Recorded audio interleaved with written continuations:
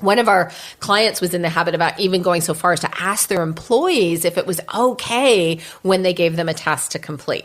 Or when they gave them a timeline, they would immediately say, if you can't get it done by then, that's okay. I know you're busy. So you see that giving away of the power that comes with the permissive dysfunction, as though the employee has more power and more authority than the leader themselves does. And when leaders are so busy striving to be good and therefore end up being permissive, what they aren't doing is being authentic. And it doesn't build our confidence in our abilities as leaders if we're putting ourselves constantly in that position where we're dependent upon our employees' approval to feel okay about ourselves, right? Like that we want to be liked and we want to be seen as a good leader.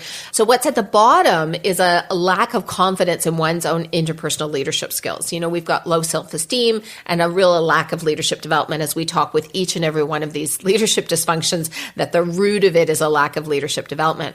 And many leaders these days actually identify with having the imposter syndrome because they really don't know how to use their authority effectively. And that keeps them functioning in this place of giving away that power and authority and leading as a permissive leader and out of the permissive leadership dysfunction.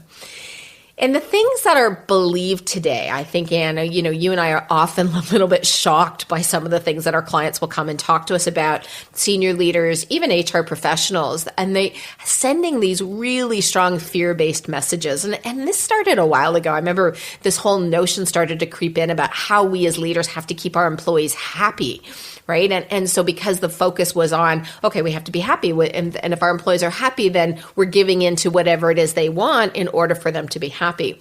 And now the messages today are things like you have to give them what they need or they're going to leave. You have to be nicer to them or they won't do what you want.